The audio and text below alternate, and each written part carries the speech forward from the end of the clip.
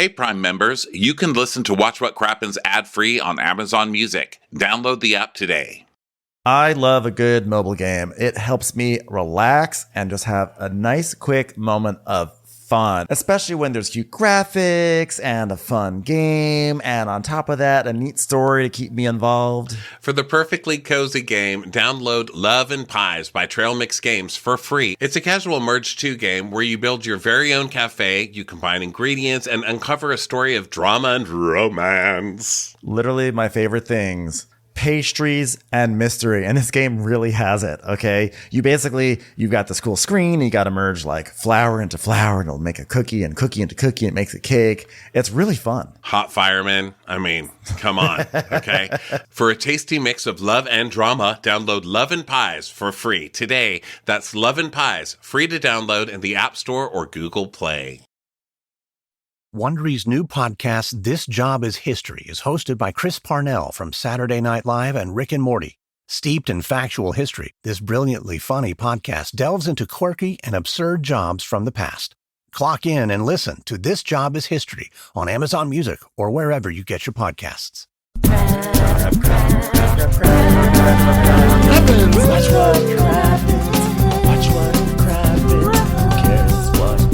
When there's so much that crappens. Watch what crappens. Who cares what happens when there's so much that crappens? Well, hello and welcome to Watch What Crappens, the podcast for all that crap we love to talk about on your bravs. I'm Ronnie. Hi, everybody. Welcome to the show. I'm with Ben today, the gorgeous, talented, so far hasn't cheated Ben. Hello, Ben. Not planning on it. Hi, Ronnie. How are you? Good. I'm glad to see you're still a good person in this timeline. I'm glad to see that too. I'm broadcasting back from my cloud. It's my big cloudy backdrop that I have these days. Well, everybody, welcome to the show today. Super crazy episode of Vanderpump Rules. Wow. You know, Andy Cohen was hyping it up because he was like, wow, this episode, when you see it, it was not touched at all. This is the episode before the scandal all broke. And I can't wait for you to see it. But he lived up to it. I mean, I was kind of like, my mouth was dropped through most of this episode. My jaw was, I should say. Were you shook? I was shook ass. I was shook ass. Yeah. I was not really shocked by it, but you know, it's sort of like I always say, like I'm right a lot of the times. Like in the future, I prove to be right because I'm just cynical and most people are terrible. So if you say everyone's terrible, you're going to be right 80% of the time. I think it was one of those episodes. Some stuff was said that wasn't necessarily true at that time, but then it was true in the future. Also, I have to warn people who are triggered. This is a very weird episode as far as my feelings go, because yes, look, I'm prepared to show up to every episode just being like, Tom Sandoval and Raquel need to just, go over a cliff or whatever. And they're going to be wrong in every single thing that happens because obviously I've visited the future along with everybody in this audience and knows what's going to happen. So I'm ready to just be pissed all the time at them. But I got to hand it to, Katie and Lala, who can still make me team anybody else's. Like, wow, it's mainly Lala's That work. is a talent. I'm going to say it's mainly Lala's work in this episode. I agree with you that this was a difficult episode for me. And this was the very first thing that I worried about. Well, it wasn't the first thing I worried about, but like it was a thing when the scandal all broke. This was the thing that I was thinking about, which was how do we as podcasters navigate this? Because the show is going to give us one narrative, but life outside the show gives us another. And how do we resolve the two? I don't really have a good answer for that because if I were watching the show without knowing what was going on, I would I have one reaction, but knowing what's going on, I have another, and they're both kind of in conflict with each other.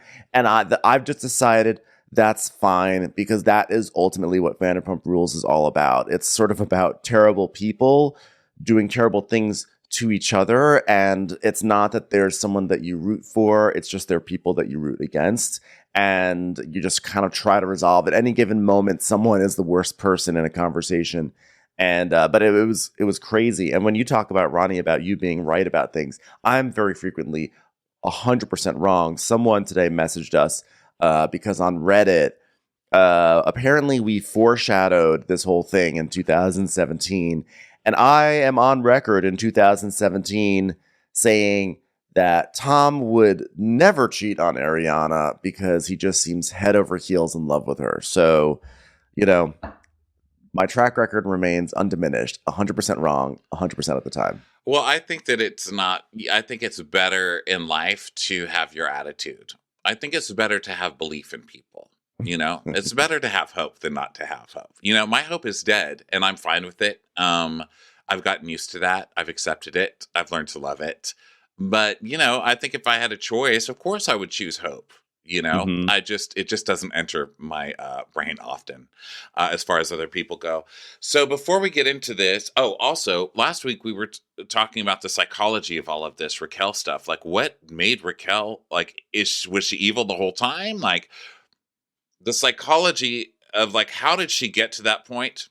I think we see a lot of it in today's episode. So I really cannot wait to get into it, and we will. Oh my goodness! But this is a Crappens On Demand episode, so if you want to see our beautiful big faces, come to watchwhatcrappens.com. You'll find our Patreon links. It's one of our Patreon tiers. So hi, everybody out there. Also, we are still touring. We tour through June. The rest of this month is nuts. We start again next week, 2 weekends in a row. Next week, we start in Denver. Then we're going to Salt Lake City, then Seattle, then San Francisco. And that's just this month. So come on, go to watchwhatcrappens.com and get your links, your ticket links.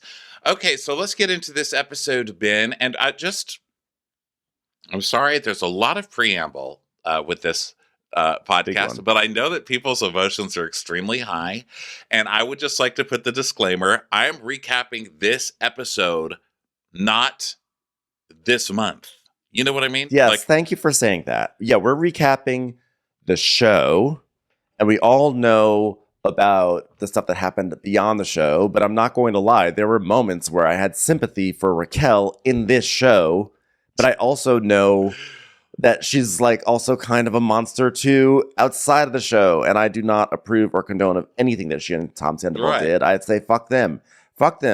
And I mean, there was actually something sort of like, that was sort of the fun of this in a weird way, is that I'd have like sympathy for her. And then the fact that I had sympathy, I'd be like, I have sympathy for Raquel. Wow, she really is a monster. Because I'm like feeling bad for her. And you regret it and like start freaking out that you're feeling anything for this girl who you know is like terrible. And I was like, what are you doing? And then I felt guilty for giving someone the benefit. I mean, I almost typed you the actual text message, #Team Raquel, 3 times while I was watching this. And I was like, don't even text Ben that. Don't put it on the record. Don't put it on the record. I was like, don't give him the record, right?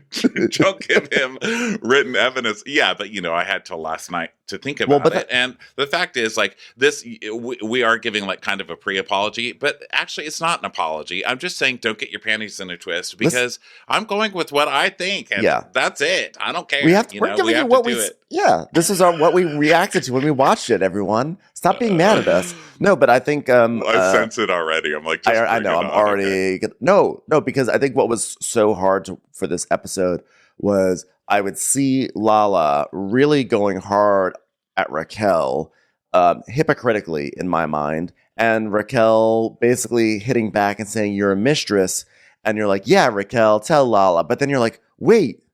But you are actively being a mistress right now." Like, that's what's crazy. Although then another thing that someone sent us, or someone alluded to on another like, there's a girl who was Raquel's former confidant who said Jamie all over.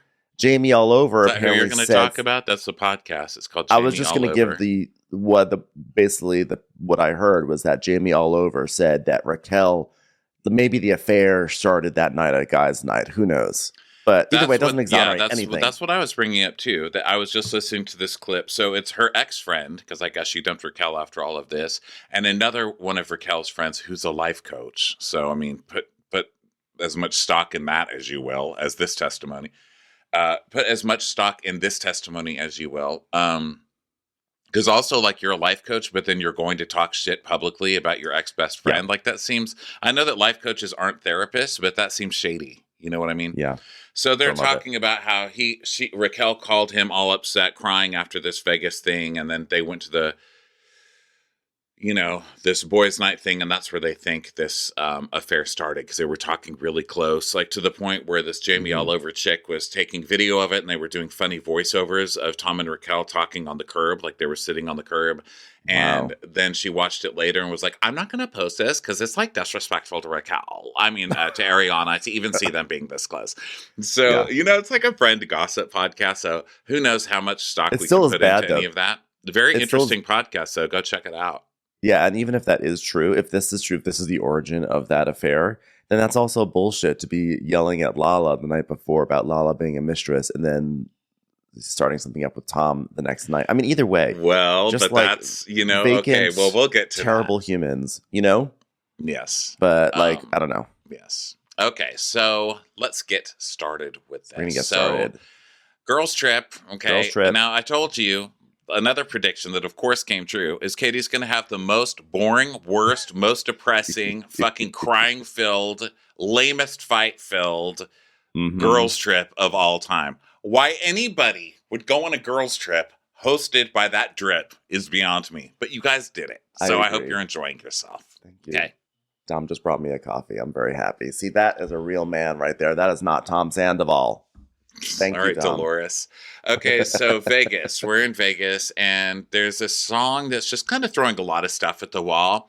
Party hard, let loose, dressed up. We're the flyest in the room, flyest in the room. And then it's like Katie. Yeah, it was like some weird LMFAO revival music. I don't know. It's like, is this what Red Foo is up to these days? Just doing working with Trixie Monocle to provide tracks for Vanderpump Rules. Red Boo. So they're doing this. You can tell it's not the days of silent pictures, because you know how they would have the musicians play in front. It's not the days of silent pictures, This ain't the day of the silent picture. Those days is long gone, boys. Now you gotta have a voice to make it in this business. Can't just be a pretty face anymore. Because they would play the piano in front of the silent picture. So they would score it as the movie was playing, and they would just base it off whatever was happening on the screen. And if that was the case, the music would just be like, da-dum, da-dum, da-dum. It'd be the most depressing ballad of all time. It'll just be a very slow version of Chopsticks. Dun dun dun dun dun dun dun dun dun dun dun dun dun dun dun. So the girls are coming back from their partying hard, which was that pussy disco place. Disco pussy. And so they come home from that. They're coming back to their hotel room, and Raquel's trying to take off her shoes in the elevator, but it's really hard to get on my shoes. So the other girls leave the elevator, and she's stuck in there. And she tells us, I haven't done many girls in my lifetime, but I'm having the best time. Raquel is now wild and free and single and fun, and I'm going to focus more on myself. Every time she makes these statements, 3 weeks ago, it's like a proclamation of independence, and now it's it's a proclamation of selfishness, right? Because it's you're focusing a little bit too much on yourself and no one else right now. So she's Raquel has a whole thing of leftovers from, I guess, the Vanderpump à Paris restaurant. So she's asking Lala for a fork and knife so she can microwave it, and and Lala is just God bless this mess. The sloppiness of Raquel tonight made me go, I don't know if I would trust you after one too many drinks. So this is Lala's new thing, which is I'm very happy she's sober. I think it's wonderful. I think it's wonderful she's in recovery. But she's doing that thing where now she's going to become an alcohol counselor for anyone around her who gets drunk. Well, also, who's Lala to talk about going after other people's men? Also, this girl did not go after your man. You don't get... Lala's that friend that whenever you go out, she picks the hottest person. She's like, that's my man. And then suddenly, you're going against some kind of code. If anybody else likes that guy, you don't get him. He didn't even fucking remember you. So I don't know how you've twisted this in your mind, that this is now your man. But she is pissed that he did not pick her, and it's clear as day. Yes. So Katie's like, listen, guys, I don't want to laugh at her, because they're all in bed, She's like, I don't want to laugh at her. And Lala's like, we're laughing with her, okay? And Christina Kelly, who, by the way, nice to see Christina Kelly back because it's not fun only having one Witch of WeHo. So even if there's a stand-in, non-original Witch of WeHo, she's still a witch and she's still from WeHo. But God, what a dick she is. I forgot what an asshole she is. But I really appreciate it. I mean, I really, I'm not necessarily on her side, but I like her bringing some of that classic season 1 and 2 nastiness to the show. Like Christina Kelly is doing the right thing. She's in her lane. She's in her lane. And it's a terrible, terrible, awful fucking lane. And I just, I really love watching this show and being so riled up and screaming, "You dick!" Like I love it. So thanks, Christina. You're giving me that back. Everyone's like in their lanes. You know what? I know this may be controversial to you, but I think Charlie's back in her lane. I think Charlie's first season, I loved her, and then her second season, I was like, oh, Charlie's not fulfilling her promise. But now Charlie's back to just being a brat, and I'm like, Charlie's doing it for me. I'm loving Charlie. This is Charlie's lane. Charlie is not main character energy. She's telling off the mean girls occasionally energy. Yeah, and then going back to, protesting pasta or whatever the fuck she does, Yes. Or Gwen Stefani's makeup line. Yeah. So Christina's like, guys, she's that type of girl. She's like, guys, is Raquel okay? Yes. You know what? You're on a fucking girls trip, Christina. Okay? Get the stick out of your ass. You're supposed to be wasted and eating leftovers in bed. The rest of you are the ones that have a problem here. Yeah, and she's like, do you think that she made out with Oliver tonight? And Lala's like, I'm pretty sure that's the direction she was heading. Okay. So then Katie starts going, Mrs. I'm gonna make out with your man. Welcome to my world. Which is, of course, Katie, foreshadowing. Totally the same thing. Raquel making out with some random waiter at a restaurant is totally the same as Raquel not doing anything with your fucking ex-husband who you left and are now having a divorce party to celebrate leaving. I can't with these people. So Lala's like, no, yours is deeper than mine. And Katie's like, yeah, but I'm seeing a lot of comparisons here, guys. A lot of comparisons. And Lala's like, yeah, there are. So Raquel comes in with food and they're all laughing with her. Food. Yes. Yeah. They're all laughing with her. And she's like, do you guys want any food? This is why they hate her, because she actually has the balls to eat. I don't want to say balls. That almost gives her too much credit. But she's like actually brought carbs into their world late at night. They're like, how dare her? How dare her? We're on television. So she's like, I microwaved this. And they're like, you microwaved the bread? She goes, yeah. And as long as it's not aluminum, because Katie told me I shouldn't put aluminum in the microwave, and then I didn't. Everyone's staring at her like, how many years did you go not knowing about that? Yeah. How have you lived? How have you lived this long?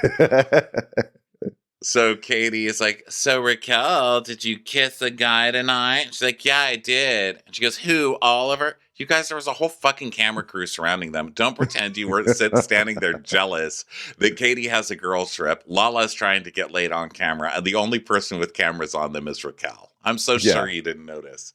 So she's like, wait, you didn't see? And Katie's like, Lala was supposed to kiss him. Lala goes, no, I was not. And Raquel's like, well, I thought so too. And Katie's like, Raquel, why are you like this? And Raquel's like, are you serious right now? Like, it was Lala's territory and I wasn't, like it was Lala's territory and I wasn't allowed? Seriously?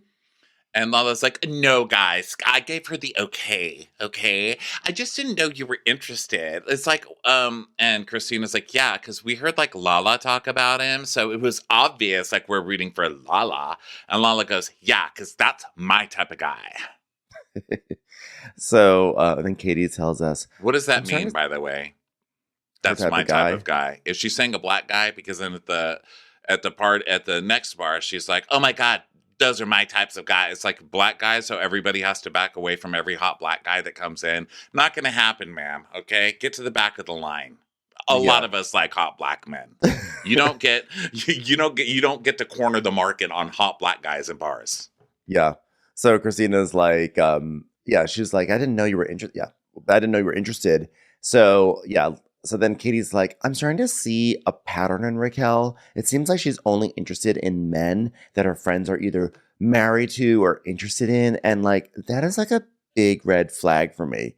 So I'm gonna give a point to Katie on that one. I think that came true, regardless of where I stand on how they act the rest of this episode. I'm gonna give that one to Katie. I'll give Katie a future point, post Scandival, I'll give her a point. But right now, I don't necessarily give her a point because I don't see it as her trying to steal men. I see it as her going for convenience. It's like whoever's hot and literally right there in front of her, which that's what I'm seeing so far because Oliver is not anybody's man. So this is Katie playing into her convenient narrative just to villainize somebody because she has nothing else to do with her life. At this point, Raquel has really done nothing to Katie. Okay. Well, I mean, she did blatantly tell Katie that she wanted to make out with Schwartz, which, it's just, God, it's like fair game to me. Yeah. I mean, it's funny because like a few weeks ago, we're like, it's fair game. But now I feel like my entire perspective has changed. It's like I can't look at it necessarily with the same eyes I had before. But what I will say is I think I'm getting the sense that Raquel is someone who just responds to male attention. So like if a guy shows interest in her, I think she's just like, so that's she does. She also responds to female attention. I mean, look how she was beaming last week when Lala came over to her apartment and was pretending to be so nice to her, and Raquel was just beaming like a little kid, like, "Oh my God, Lala's here. She's being nice to me." I think she is just excited when she gets any attention. That's why you have to invite all the kids to the ice cream social, not just the ones who are good at math. Yeah, that's true. This is the scar. That's true. This is basically all of this. You're right, actually. In all of this scandal, nobody has gone back to blame the ice cream social biatch in the first place. It's time for a commercial. It's time for a Crappens Com. In the aftermath of a shocking crime, people always ask why. Why would someone do something like that? What could possibly push them to commit such a horrible act? Was it money? Revenge? What makes people like that tick? I'm Candace DeLong, host of the podcast Killer Psyche, where I explain the thoughts, motivation, and behaviors of the most violent figures in history. You may think you know these cases, but trust me, you do not. Using my decades of experience as an FBI agent and criminal profiler, I dig deeper into the twisted psychology of why. Many of the cases covered on Killer Psyche I actually worked on, like the serial killer Ted Kaczynski, the Unabomber, and Dennis Rader, also known as BTK. Follow Killer Psyche wherever you get your podcast. You can listen ad-free on the Amazon Music or Wondery app. Commercial. So Lala's like, you know what? No, it's fine. I mean, you asked me, I punted him to you, and I gave you my okay. I mean, which, by the way, like you punted him as if like Oliver was going after Lala, and then Lala said, no, go see my friend Raquel. There was no indication that Oliver. Like you. He sat next to Raquel. You just happened to be on the other side of Raquel talking about your mom's stories. Or whatever. I know. You're talking about custody battles. You're like, yeah, I know. He was so turned on about my legal issues, but I just had to punt him to you, Raquel. Yeah. I believe that Lala, quote unquote, punted Oliver to Raquel just so she could have this moment where she said, I punted him to you. It was like a test. Like it was a girl code test. Like, hey, even though I expressed interest in this guy, will Raquel still go after him, or will she be a girl's girl and be like, no, I want Lala to have it? I actually think it was a test, and Raquel failed it. Failed Lala's test, I should say. I think it's straight up. She's always hated Raquel. She still hates Raquel, and she's going through the thing that the other castmates had when Lala came on the show.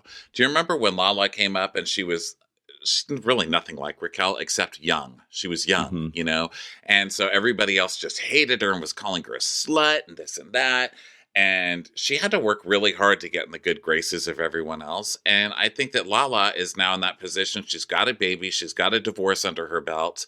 She's got 3 new faces. And she's at that point where she's looking at this new young person coming in. And look, Lala is the person on the show not getting chosen now. Yeah. And I think that's rough. You know, she's having like a Jax moment, a Jax versus James She moment. is. She is. So she says, I will say that you drinking, I would never trust you around my man. Never. Which is, I mean, these days I would agree with that. I would totally agree with that. But it's one of those things where it's like, but in the context of this episode, like in the vacuum of this episode, I'm like, but He wasn't your man. And she wasn't drunk. And she didn't steal him. He didn't like you. He's just not that into you, okay? Bring Samantha around to say it good, to say it clear. So Yeah, then Raquel also does- Lala to bring it up is just so hypocritical. I will say you drinking, I would never trust you around my man. Never. And then we get horror music. It's like Would never trust Raquel around Rand. But then Raquel turns around and she sort of like awkwardly stumbles her way through a clapback, like actually a pretty good clapback, but a pretty also evil one. She goes, I mean, like, thank God you don't have a man to like fuck around with. And they're like, which is like, Christine is like, oh my God, Raquel! Raquel! admittedly, it did reveal some aspects of Raquel that foreshadowed a lot of things. So, you know, I I'm not don't going to think so. Again, I'm so sorry because I know that people are just melting down that I'm sticking up for Raquel at this moment. But I'm sorry. Who says I would never trust you around my man? You're calling her like a man stealer, which did that turn out to be true? Yes. true. And again, I will send future Lala roses at this moment. But at this time, that's not a nice thing to say to somebody. What the I know. hell? That's why I'm like going nuts with this episode because I'm like, and like, there was a part of me that was like, good for you, Raquel. Like, Lala was just like, I'm going to just say this really mean thing to you right now. It's a girls trip. Yay, it's a girls trip. But I'm just going to say something that's going to make you feel like shit under the guise of like honesty / you may have a drinking problem. And I was like, good for Raquel for standing up and like just clapping back the way Lala would have clapped back. Because if there was reversed, Lala would have been like, well, thank God you don't have a man. Well, that's for to fuck around with, da da da. And because you're fat and you're ugly and you're stupid and you're gross. Yeah. And your pussy's dried up and all the other stuff Lala would have said. So yeah, so I was like, I was just happy that Raquel stood up to Lala in that moment. Unfortunately, did it wind up being a personality revealing trait? Yes. Yes, but unfortunately, yes. Yes, And but here's what I'm starting to think as I watch this episode. They're torturing this girl over and over for shit she didn't do. Basically, is how I'm looking at it. I feel like it's a form of gaslighting. It's like Lala 1 minute says she's okay, and the next minute she's got the group of girls around her, the group of mean girls, being like, oh, slut, man stealer, because you kissed Oliver. And Raquel probably got to the point on this trip. This is why I'm saying this is the origin story episode of this whole thing. I think Raquel, they finally traumatize and break down Raquel to where she's like, fuck all of you. I will fuck one of your men then. I'm out of here. Give me one. A monster. No, what I will say, about. I'm not done. I will say you should not have done that to Ariana because Ariana had nothing to do with this. It's like you're traumatized by the mean ones. Take it out on the mean ones. Doesn't Christina have somebody she's dating that you could have fucked? Why would you do this to Ariana? Well, this is all assuming that the other podcast, what she's saying is true, because then everyone else is saying, oh, there was the footage of Tom Sandoval going to the Miss 27-year-old pageant thing. But wasn't Adriana with him on that one too? Didn't Ariana? she go to? I mean, who did I say? You said Adriana, which is funny to think Why of am I Adriana doing Demora. that? Like, Yeah, why do I do that? It's these weird. pageants on I'm on pageant. fire. You should come see me do the boogie board. I can do Listen, I love the idea that this was the origin story, like that Lala pushed Raquel to the dark side. But even Lala, I will not blame for this behavior. I think Raquel has to just sit in it in her own. I'm not her blaming own her. actions. I'm not blaming her, but every story has every act has a motivation and an intention and something that Every villain has a mother that traumatized them, and Lala is Raquel's mother right now. Well, I'm just saying, this is a lot of accusing somebody and going after somebody for something she didn't even do. I could see leaving this and being like, fuck it. If you're going to treat me like this anyway, fuck you guys, you know? No, Yeah. I can't see her doing that to Ariana, who's been nothing but kind to her. Ariana is the true victim in all this, and it always goes without saying, Team Ariana. But Lala, by the way, Lala is trying to also advance the narrative that Raquel has a drinking problem, is like out of control, because she's like, you know what? I'm gonna shut this down, okay? Because Raquel's been drinking, and it's like 3 a.m, and I'm like going to bed because she's been drinking and she's drunk, okay? Drunk. So like she keeps everything she says about Raquel, she keeps on mentioning how much she drinks, how drunk she is, that she's been drinking. So she's really trying to kind of like... She's like, I saw track marks on her arms, you guys. We're going to talk about this tomorrow. So Raquel leaves, and Christina's like, am I tripping, or did she just say that? And Lala's like, yeah, I'm feeling that real Lala, that real Raquel. Oh, no, I'm feeling that Lala come out. I don't want to see her. You know, when Lala gets all like street and badass. She's like, yeah. So she's like, yeah, if Raquel was not wasted right now, I'd put this bitch back in her grave. So what is this, a zombie show now? Was she in her grave before? Yeah, I know. That's what was she funny. In her grave? Well, when she was with James, that was sort of grave-like. It was a grave situation. So then Christina has to go get her stuff out of Lala's room, because I guess her stuff... not Lala's room. Out of Raquel's room. Christina goes to get Katie's stuff out of her she gets room. Lala's stuff. Oh. Well, it doesn't matter. She has to go to Raquel's No, room. Katie says, oh my God, my stuff is in a room. My toothbrush is You're right. in there. You're right. So then Lala's like, you give these hoes an inch and they take a mile. Yeah, these hoes. So cheaper than a Range Rover. So Christina goes to Raquel's room, and she opens the door, and it does look like a Tom Sandoval living room in there, because it's like pink light, blue light. And she's like, oh my God, where are these lights coming from? And there's like stars. It's one of those star lamp things, the projectors with the star, the space clouds or whatever those are called. Guess who had that in my LA apartment for years? Me. I slept to it every night for 12 years. Love that thing. I thought it actually looked pretty cool. I hate the fact that I sound like such a Raquel defender on this episode, that I'm like defending her projector for crying out loud. But I actually thought it looked cool. Episode, okay? I'm not gonna like sit here and apologize for an hour and a half. This is my feelings. I will. That's my love language, is apologizing for an hour and a half. That's like how I tell the audience I love them. But that projector did look cool. So she gets the stuff. And then thank you. I feel validated, because my projector was completely dissed in this episode. Now, was it awkward on hookup nights? Sure. Okay. But I only really turned it on for special people.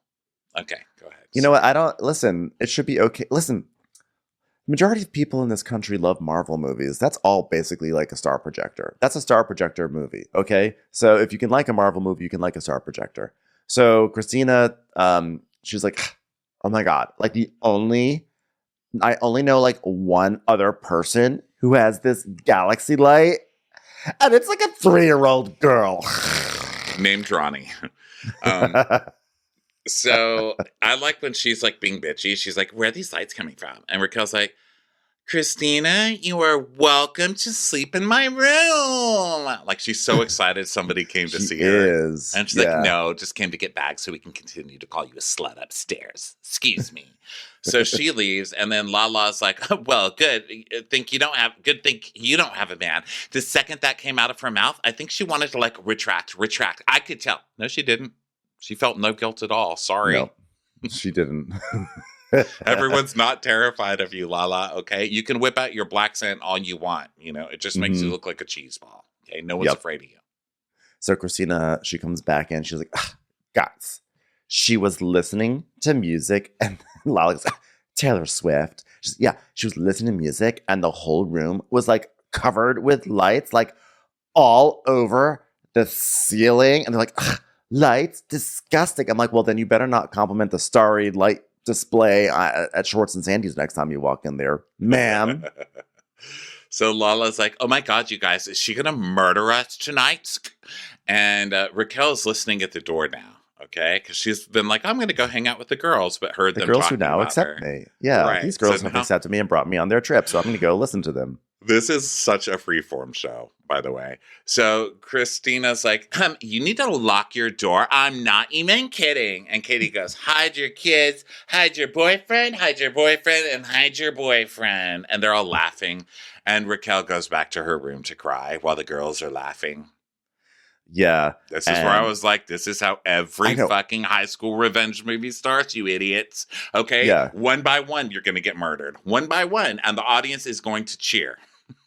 Raquel may have wound up being like truly one of the biggest villains of 2023 in our world, but like I will never fail to like have my heart broken whenever I see like the classic outsider girl listens in and hears the mean girls who have like claimed to bring her in just talking shit about her, and she goes to her bed and cry.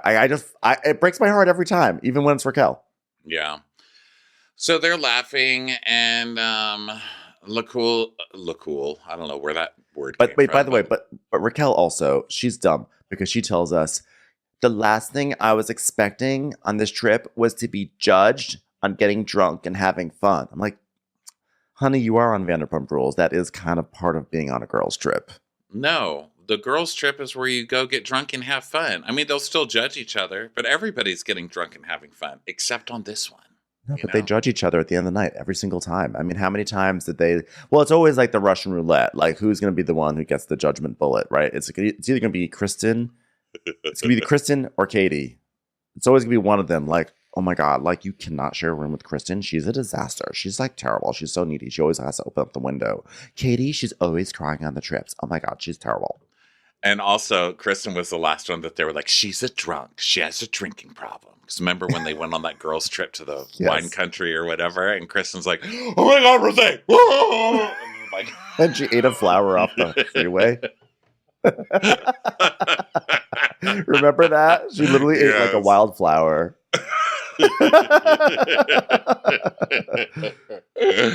Oh God. So Lala's like, yeah, I'm locking my fucking door tonight. And Raquel cries herself to sleep under her pink lights. And my note is how am I on Raquel's team right now? This show is like a fucking miracle worker.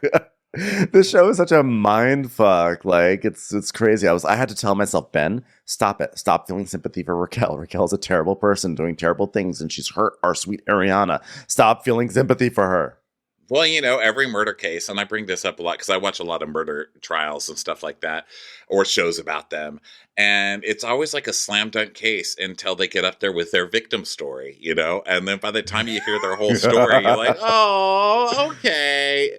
You know, I'm sorry about that triple homicide, but, you know, after hearing everything you went through, you really only deserve 6 weeks. You know, Good luck to you, sir. I'm just gonna wait for like Naomi Fry in the New Yorker to write like an intelligent think piece about this all, and I'll be like, yes, this captures it all.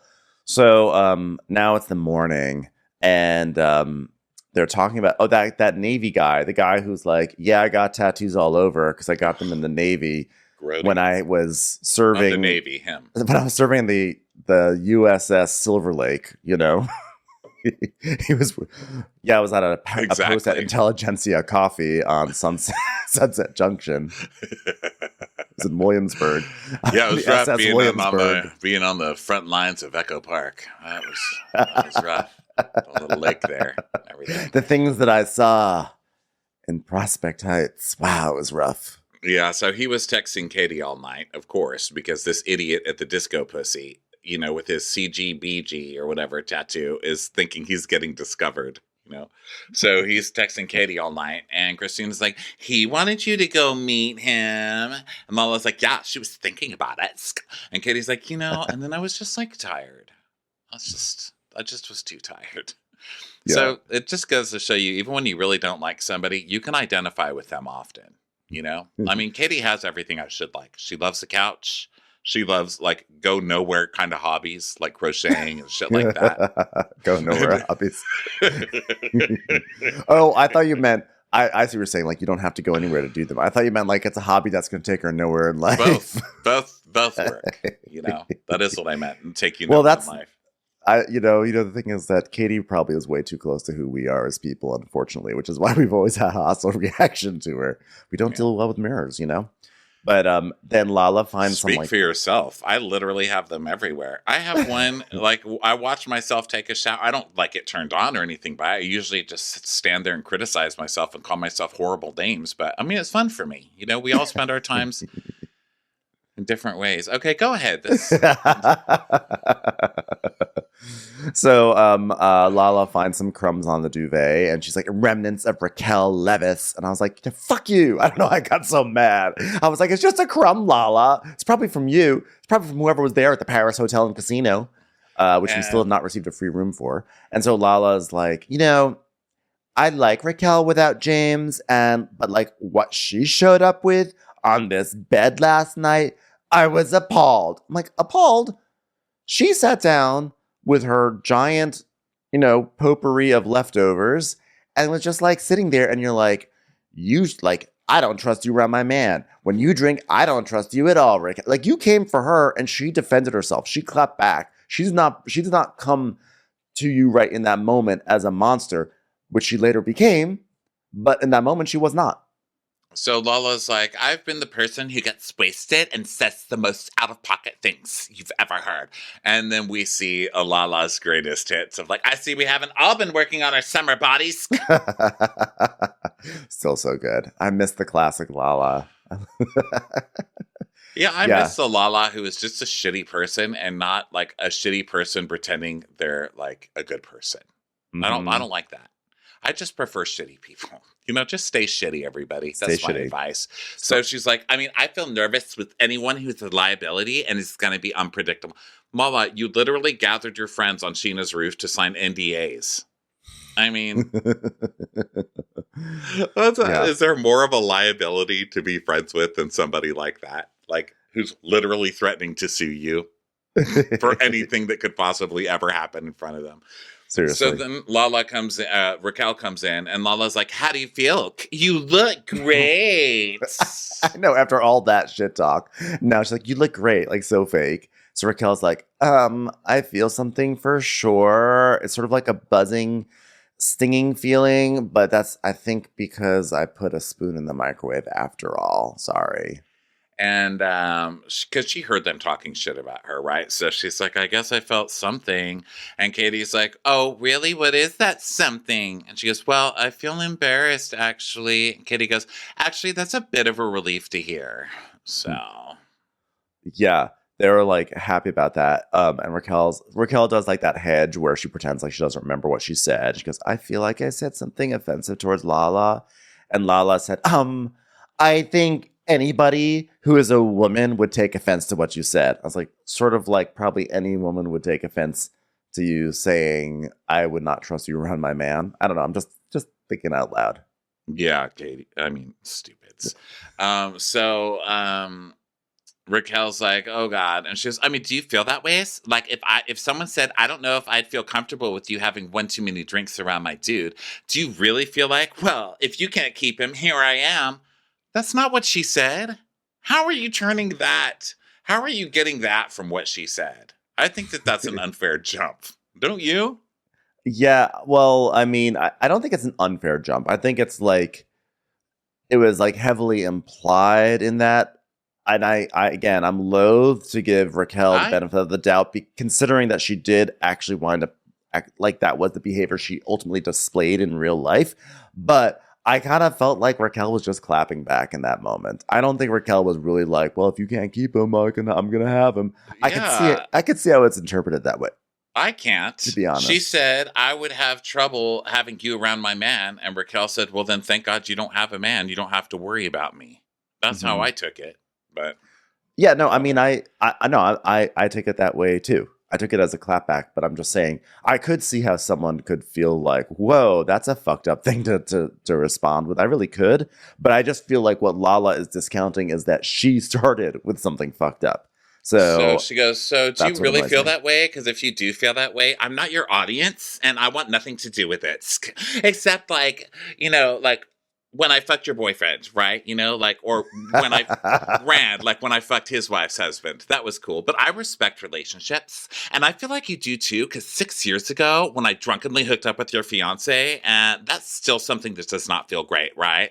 I mean, none of this would have happened if you had not had one too many. So what? So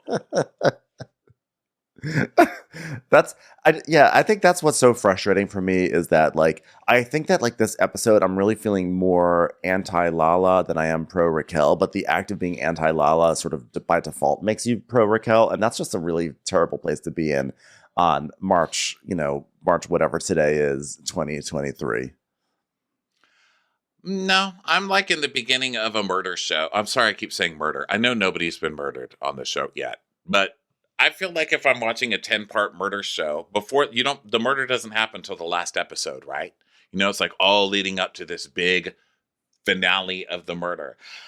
I don't really hate the murderer yet because they haven't murdered anybody yet. You know, like I don't adjust the history in the episode to start hating the person already. I start looking for clues as to what turned them into whatever happens in the end.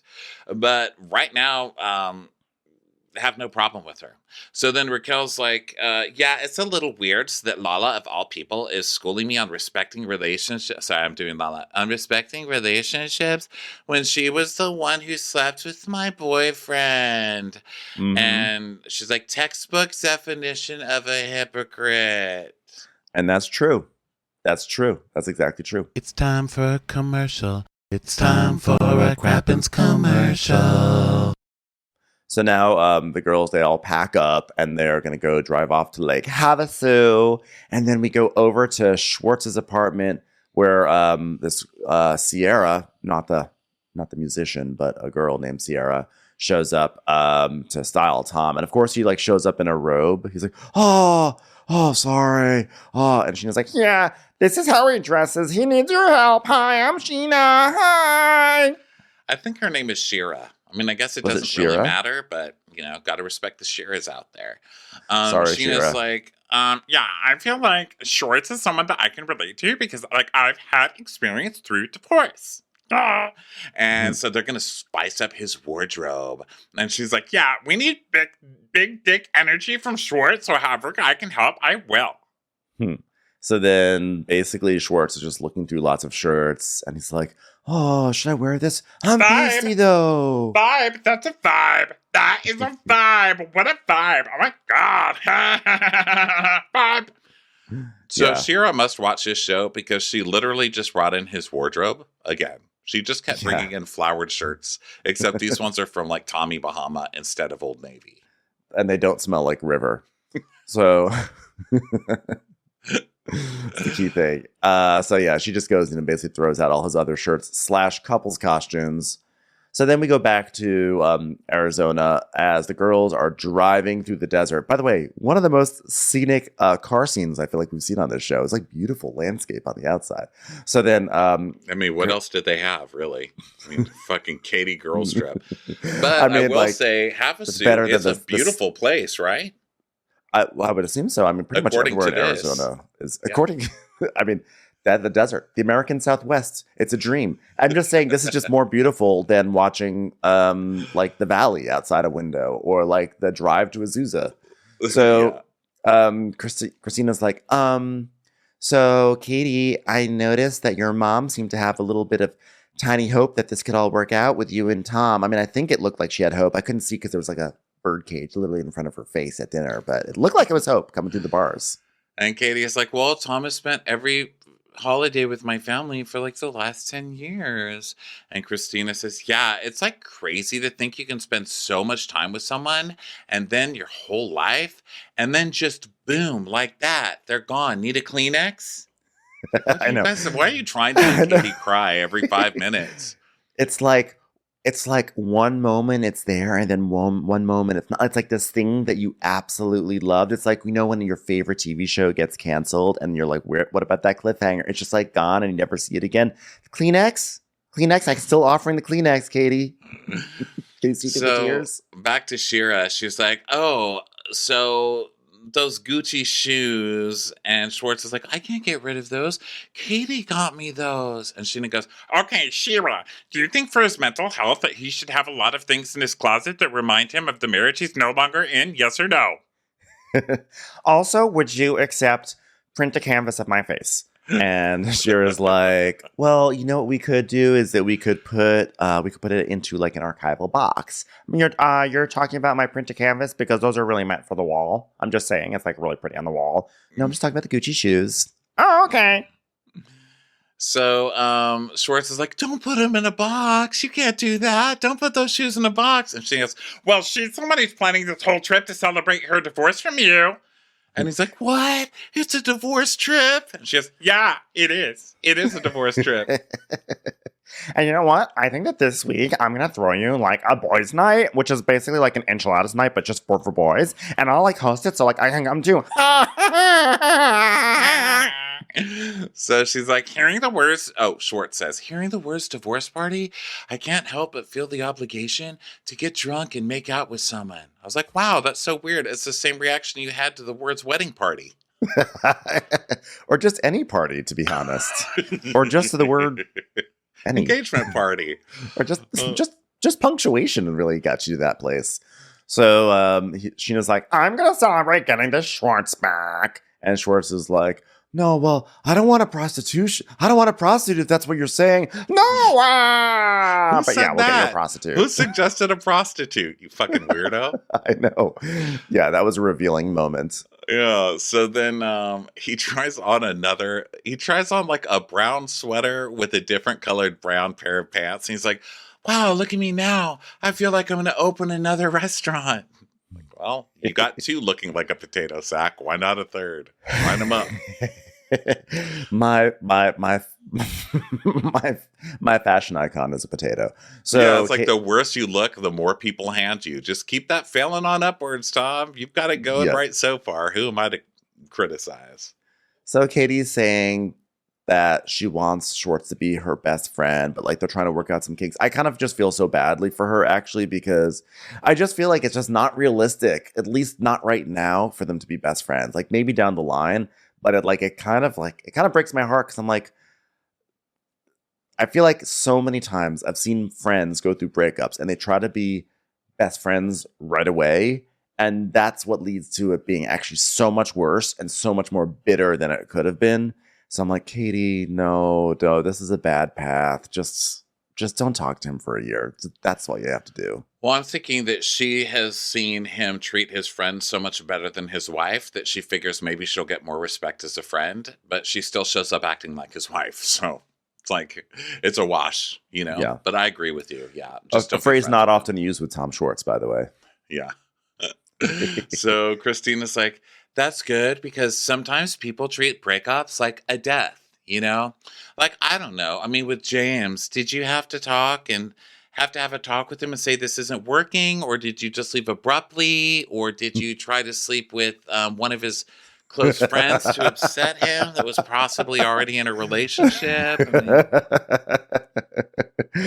So Raquel's like, well, after how he exploded at my dad at Thanksgiving, remember, because that was over shoes, he was so enraged in the car ride back home to the hotel saying that my dad is only with my mom because he's miserable and he's pathetic and my mom's a bitch. It's like, oh God. It's like these moments where we're like, who is the worst on this cast? James. Who is the worst person? James and Lala are the worst, I think. The merry-go-round of awfulness continues. Yeah, they are just terrible. Okay, both of them are just fucking terrible. Like, James, that's terrible. And this was supposedly when James was sober, I'm sure, you know? That goes to show you can't blame everything on being drunk all the time. So Raquel's like, yeah, he couldn't stop himself from saying really low blows. And he said my dad's miserable because he's married to a fat bitch and that my dad isn't a good dad. So I told him he needs to shut up or I'm going to make him walk home. Is it like, what is the age limit on those camps that they send children to where they stick them in the, like the Wyoming wilderness? Yeah, those Dr. Phil camps. Is it too late for James? I think Can we send him out there into the wilderness where he has to forage for berries and water? So Raquel goes, yeah, I was planning on leaving him when he went to London. And Lala's like, were you even going to tell him? And she goes, no, I was going to pack up my stuff and leave the ring box with the ring inside of it. So it would make sense. I was thinking of leaving the ring inside of the pizza box. But what if you threw it away? And Lala goes, that's cold. Yeah, Lala's Sticking up for James. I mean, this woman, like, seriously, Lala. No, it's not really that unheard of when you're with a fucking abusive person. And what else would you call James? You know? You Yeah. fucking run away in the middle of the night. Yeah, that's yeah, it's terrible. So so then so now Raquel is saying that she felt like she was so focused on James, and she'd lost her identity. Did you say this part that she lost her identity? She felt she lost her identity, and now she's like she says that single, like, is single my new identity? Like, she's like, I'm a single girl in LA. That's like my new identity. And Lala's like, what does that mean? What am I supposed to be doing? Yeah, she's like, what does that mean? Like, you're trying to figure out what you're doing? And Raquel goes, yeah, literally, people have been asking me, Raquel, who are you? And you know what my answer is? A girl who took out a C and added a Q. Otherwise, I don't really know. And Katie's like, it's okay. You're going to figure it out. And Christina's like, ew, are you crying? Ew, let me out. Let me out of the car. Let me out of here. Disgusting. So are you crying right now? Did you just figure the guy you liked isn't married?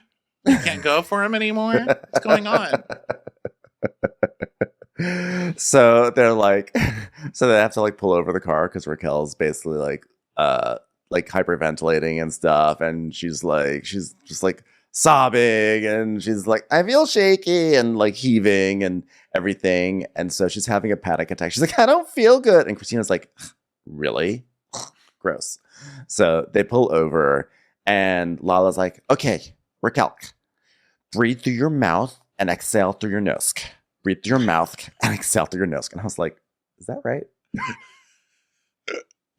And Raquel's like, she goes, yeah, Christina goes, sparkling water, can you breathe better? And Lala goes, oh, it's in through your nose and out through your mouth, I meant. Do that. And Raquel goes, oh, because you said in through my mouth and out through my nose. And I'm like, I can't do it that way. It's not working. You can't breathe out your nose? What the fuck is wrong with you? She was trying to breathe out her ears. She got a little confused. Like, and Katie goes, well, I heard it the right way. Katie wins. Katie wins the points for understanding the best way to do breath work. She wins that one too. And then earlier, Raquel's like, yeah, Christina goes, I think you're just holding in a lot of emotion, Raquel, like a lot. And Katie goes, I'm a pro at that one. Okay, Katie, you win everything. Okay, can you let the girl have her fucking panic attack? Yeah. So they're just like going through that. And so now like Raquel's like laughing a little bit and everything. And so then Raquel's saying, she's like, I beat myself up over everything. And Lala's like, yeah, last night, from my perspective, as someone who saw it and who was sober, you're replaying it in your mind and like, okay, like you're funny, you're cute, you enjoyed yourself. Like, listen, we're all good. Everything is fine. We are good until tonight when I come at you again. When I come at you for no fucking reason again over the same exact thing. Okay. And bring my 2 backups with me. Yeah. So Katie goes, just remember, you're not alone. You have... Can she keep this bottle of sparkling water you just handed? That sparkling water Christina gave you. Okay. Hey, I'm noticing that there's like a novelty volleyball that we can hang from a dashboard in that gift shop over there. That's for you, Raquel. That's your new friend. You can call it Jilson. Lala goes, just keep your head where your feet are. It's like, what are you giving her, like, how to land a husband tips? Shut up, Lala. What does that even mean? It's like her own weird Casey Kasem sign off. Keep your feet on the ground and keep reaching for the ankles. This has been Lala Skentz.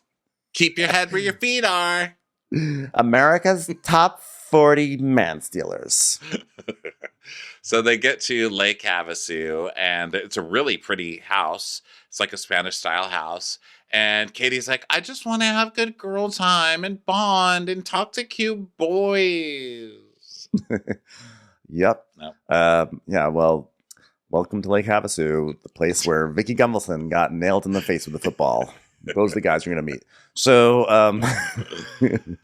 yeah, so then they're like, then Kitty goes, where's Charlie? So then Charlie shows up, fresh from her Gwen Stefani audition. She's like, hello, single whores. Wow, this house is so nice. And I actually believe like this feels very sincere because I'm getting the sense that Charlie lives in like a studio closet. You know, she's got her hot plate and she's got like a Mr. Coffee and like basically a chair. Yeah, it's been there.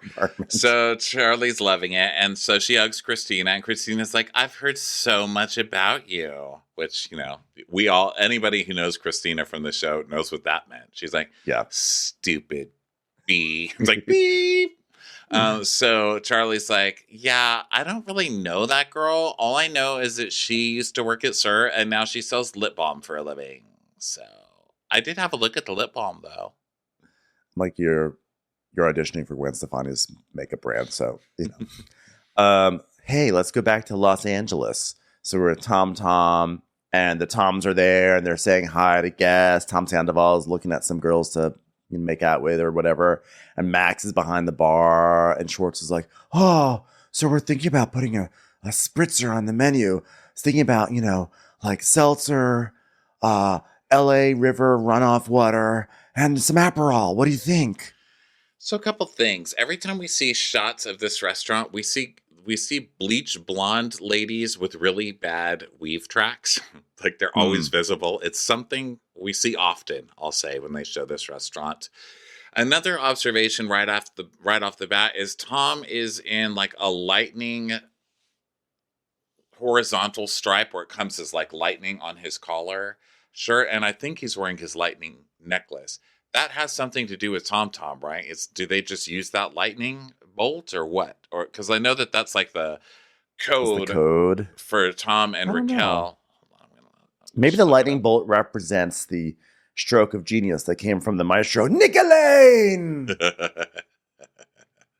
Tom logo. I'm gonna look at it. Let me see. Nope, don't see a lightning. Oh, but that's mapping and location. Oh yeah, Tom is the Garmin thing. Remember? Oh, yeah. Tom restaurant. Yeah, remember. Logo. I'm remembering it now. I don't see lightning bolts. No, but see, I'm always trying to put together the clues. I'm like, is all this lightning stuff? It's very like because they're already having an affair. What's happening? I do love putting together the clues. Like it's like that Jim Carrey movie where he was like writing scribbles all over the walls and everything, except everything's like pretty basic here. It's like, wait, she has a lightning bolt. He has a lightning bolt. Oh yeah, they're having an affair. Okay, yeah, that was pretty quick. That's a pretty easy mystery. Yeah. So Sandoval's like, well, Greg's great, but we're not seeing eye to eye on getting our place open. So basically they're talking about how they can't get this restaurant open still, and should they take Lisa's offer at giving them their $50,000 back or not? Mm-hmm. And Schwartz is like, my head says do it. My heart says don't do it. My feet say, don't put my shoes in a box. Don't put my shoes in a box. Katie got these shoes for you. Oh, my feet have been crying ever since Christopher Lloyd killed that shoe in Who Framed Roger Rabbit. But, you know, listen, whatever stopped these guys from listening to their heads on this show? Like, literally, no one has used their heads on this show in 10 years. So I say divest from Tom and have fun with it. So I was listening to Bravo Docket, which I love. You know, of course, they did an episode about all of this stuff. So yeah, Greg owns the lease to this restaurant, which we knew, right? We knew from the Vanderpump being like, wait, what? You're paying him rent? So he owns the lease. He also owns the liquor license to this. Oh. They pointed out that Tom took out a mortgage on his house with Ariana that she is on the hook for. So, you know, she's screwed with that. Sucks. And that was around $250,000. And he's mentioned on the show that he borrowed $250 from his parents. So that's $500,000. And he doesn't own the lease you don't own a lease. You know what I that mean. is He so doesn't bad. hold the lease and he doesn't hold the liquor license. And this is right after Tom Tom and Pump both closed for their liquor license lapses and other violations. Yes. And Pump And in reopened, but no, not Pump. Tom Tom reopened, but Pump still doesn't have its liquor license. Pump has a sign up on their door because my friend Ross walked by and took a picture of it. And they have a sign up on their door saying, "Due to the recent rains, we are unfortunately closed." It's like, it wasn't quite the rains because your liquor license expired. Yeah. So yikes. So At least their chairs didn't catch on fire this time. But yeah, I know. At least it wasn't another fire. At least it's like, damn it, rain, so we can't have another fire, can we? So what does this mean for Ariana? Because she's screwed. If he defaults on his loan, her house is going to be taken. That's and now they're not even in a relationship anymore. That is so fucked up. That is like, this actually feels scary. This feels scary and gross. Like, it feels like one of these things, like, you know, you hear these stories way more than you ever think you would, of like a friend who it turns out her husband has like a secret life of gambling and gambled everything away and lost everything away. And this is not gambling per se, but it is kind of like gambling. Yeah, it is. And it's like, it's not legal like gambling. Yeah, he's not going to the craps table, but like, it's one of these things where it's like, how does she extricate herself? Like, can they renegotiate or redo that mortgage that way she's not on it? Or like, that's so fucked up because it feels like. Yeah, it's fucked up. Because remember the scene where Vanderpump's like, "What?" And she goes, "Yeah, Tom's going to take out a loan on the mortgage," and she's like, "No, but you're gonna be involved in that." And Ariana's like, "No, it's just for his part of the house. That's all we have." It doesn't work. Mortgages they are don't not take like half a house, kind of thing. Is what they were saying on Bravo Docket. So yeah, it gets. Well, maybe they can sell the house and recoup the money that way. I mean, that could be the fix. But if you sell the house, the money goes to the lien first, not to you. Well, yeah, you know what I mean. Yeah, that's bullshit. They should never have taken out all that personal money to do a restaurant. Like, that's crazy. Yeah, I think and now he's totally destroyed his public reputation. You know, like those restaurants, the big appeal is because of those guys. So that's terrible. Yep. So he's like, Tom Schwartz is like, "I have an idea. Let's consult who I consult with for all of my financial decisions. The Magic 8 Ball. Should we divest from Tom Tom?" And it says, "Yes, darling, definitely do it. What a bargain." I knew I shouldn't have bought this from Lisa. It's like just filled with pumptini juice on the inside. It's like rises through like a hot pink liquid. So there's a little tiny Vanderpump swinging around on the little triangle in there. It's like, "Oh, Nicolene." When you shake it, it just goes.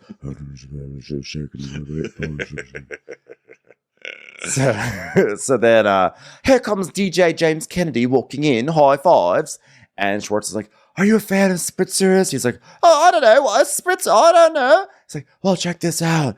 It's a beer spritzer." I was like, that looks nasty. It's terrible. It's literally like the river water of spritzers. Yeah. So James is like, so they tell him about how they're going to do this guys party. Schwartz is like, "Yeah, tomorrow night, let's do a guys night. Sky Bar. Let's be hooligans. And plus Sheena's going to come." And James like, "So Sheena then? Because otherwise it's not a guys night. I can accept Sheena as a guy, right? But Ali's expressed that I shouldn't be around Raquel right now. You know, it was cool in the beginning, but Raquel has been around too much now. I mean, Raquel wouldn't even know Tom without me, or Sheena, or anybody else. Find your own life. Next thing you know, it's DJ fucking Raquel DJing. See you Wednesday at Sir. Fuck off." I am just imagining "See you next Wednesday" with Raquel, and she's like doing like that. She's like, "Wiggy, wiggy, wiggy," but she's like doing it to the wallpaper. It's like, Raquel, use the music machinery. Alexa, play something from Taylor Swift. But James is also, it's like, you wouldn't know any of these people if it weren't for Kristen. And you wouldn't have your night at Sir without Kristen. So crabs in a it's bucket. just the circle of Vanderpump life. Yep. So then Sandoval's like, "Dude, let's go have some fun. James just texted me, let's get Schwartz's dick wet. So let's go, dude." which is just yet another wonderful piece of terrible foreshadowing on this show. Foreskin foreshadowing. Yeah. So I'm sorry, I was thinking, I was like, foreskin. I got a visual. I was like, foreskin. I was like, it's sort of like wordplay, and there's sort of alliteration. Let's just say it and see what happens. You don't have to defend it. I was like, what? Foreskin? I guess foreskin's a word for me that just automatically gets me picturing all the different types. You know, I was like, whoa, there's red and yellow and green and brown and scarlet and black and ogre. Doing all the Joseph Dreamcoat lyrics. So anyway, we go back to Lake Havasu and we go to a place called Martini Bay. And then under the sign, it says food, cocktails, and fun. And then as Katie walks under it, it just erases the fun part. It's like, I go inside. Yeah, this place, they come in dressed all nice, like all LA, and like everyone in this establishment is wearing like trucker caps, but like not the hipster kind, and like t-shirts and golf polos or whatever. And there's like a sign up that says whiskey tastes like heaven, burns like hell. Just another night at Martini Bay. And Lala, they keep making these pronouncements every time they go somewhere. Lala's like, I feel like tonight's going to be chills. Have you noticed that they do that? And then later, what's her buns, Christina's like, I feel like tonight's going to be the perfect ending to the thing. Like, they keep trying to set it up, but they all know it's just going to end the same way every single night. In bed, like with leftovers, miserable. They're like the Al Rokers of social plans. So in that they predict, they're forecasting what fun they will be having. They're forecasting their foreskin, but guess what? Did you know that sadness? Did you know that I just learned like 2 days ago that Al Roker is related to Lenny Kravitz? Isn't that really? Yeah, because his mom is Roxy Roker, and apparently Roxy Roker and Al Roker are like cousins or siblings or something like that. So That's I just crazy because I'm related to Mrs. Kravitz, the neighbor on Bewitched who won't stop spying, and that's why I'm such a nosy bitch. Yeah, and I just wish I were related to Marley Gibbs, but I'm not. Love her. So okay, so Lala's like, wait, tonight's gonna be Chelsea. I feel it. And Raquel's like, you should have seen me last night, Charlie. I'm happy you didn't. And Lala's like, yeah, it was a rare gift. When Raquel drinks, she turns into a different person. Okay, like a refrigerator was chasing her down the street. She's like making it out to be that. What is it? She's like, babies were crawling on the ceiling. We're like, no, they're not, Raquel. And Katie's like, yeah, it's like the Hulk. You are friends with Kristen Doty, for crying out loud. Listen, we know Kristen Doty. We've watched Kristen Doty on this show.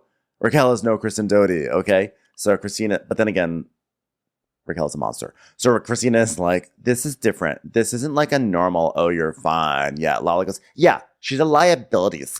She's a liabilities. I'm like, Lala, I can't. I'm like, I hate so much that I'm like defending Raquel.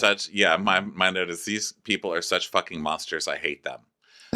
So then they order coconut shrimp, hummus, and a tableside Caesar, which LOL, fuck this restaurant. I know, that's what I thought too. Hey, it's a globally inspired menu. Oh, tableside Caesar. So Charlie's like, are you having fun? Was it cool last night? Were the servers nice? LOL. Not leading at all. You're leading the witness, ma'am. I know. Charlie came in with all the questions. She's like, okay, I'll just ask until someone gives me the information. So Christina's like, speaking of our server, Oliver, was cute. And Charlie goes, was he nice? Was he tall? What did he look like? Did he look like Garcelle Beauvais by any chance? And she's like, yes, he was very nice. Very, very nice. And everyone's like giving each other awkward looks. Katie's like, and then Lala's like, and Christina's like, pearl clutching assholes all around the table. And so Raquel's like, guys, I'm just going to go home. And Charlie's like, what happened? And she says, I had a lot of drinks. And she goes, oh, okay, so you made out? And Lala goes, on the dance floor of disco pussy. Mm-hmm. So then Charlie looks at his Instagram and everything. And Raquel's like, Lala was into him too. And Charlie goes, oh, and then you swooped. And Raquel goes, but she gave me permission. And Lala goes, I have no intention of making out with him or smashing. So it was fine.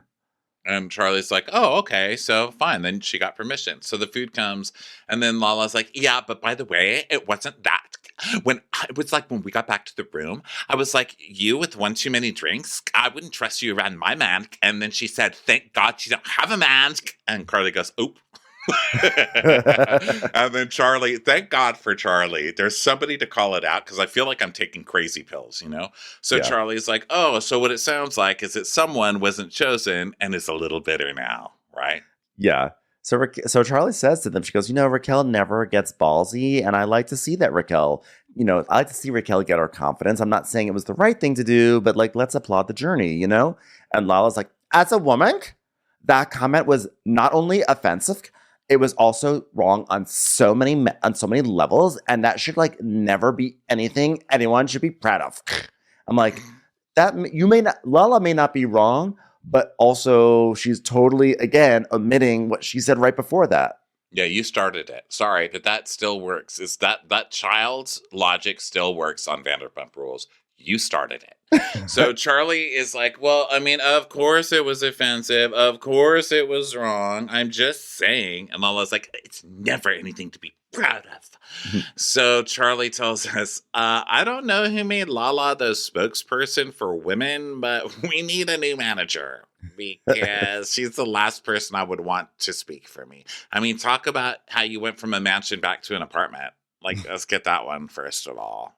Yeah, I nominate Diane Wiest personally to be, president of women. So Lala says, a comment like that takes me back to a time when I'm like in high school and a cheerleader from the opposing team is like trying to snatch my man. I'm like, well, it's funny that you say that because you are literally acting like you're in high school right now when you're the mean girls talking shit about one girl at the slumber party. I like that she's at least honest and puts herself on the cheerleader team. You know what I mean? I know, she did. She definitely did that. So, yeah, she's like trying to snatch my man up, except you didn't have this man. This man didn't remember your face, and this man literally walked away from you to make out with Raquel. Okay, sorry. So Charlie's like, well, what I will say, and Lala goes, oh, what is she, finding her voice? That's how you gonna do it? That's how you gonna do it? Lala is so embarrassing. I can't with Lala. She's embarrassing. And then Raquel's like, tells us there was this moment in the car that I felt like maybe took place where we could like all be friends, where I was like hyperventilating in front of the Arby's, and like we do have a lot in common, but because we both have slept with other people's men, but I'm not gonna take this shit anymore. I'm like, Raquel, what led you to ever believe you were gonna be friends with these people? You naive person. Yeah. So Raquel tries to do another clap back, awkward clap back, and it's just so bad. Yeah. She's like, honestly, if anyone should be on edge with you being with their men, and Christina's like, what? Anybody? What? Is she like hyperventilating again? Did you have a stroke? What's going on? Hello, waiter. We'd like to order another order of what? What? Are there free refills on the what cocktail? What? So Raquel stays calm and she just goes, okay, Lala, you slept with James while we were together. And Lala goes, you got to get over that. She got to go. What? She just found out last week, you fucking hypocrite. She just found out that like YouTube been lying, and that when it's been brought up, Lala made Raquel feel like she was crazy. So she just found out. But of course, this is where like the mindfuck really starts to kick in, because I'm like, she just found out. But meanwhile, Raquel's sleeping with Tom Sandoval. This show is crazy. Well, she's not sleeping with him yet, right? Well, we don't know. We only know just because some random person on the internet says they weren't sleeping yet doesn't mean that they, we don't know when it started. Oh my gosh. So Raquel, I'm assuming matters, they were. It matters to me. We need to find out. I need some DNA run. Or I need some samples. I don't know how you find out this shit, but just on Law and Order, they say run the DNA, Yeah.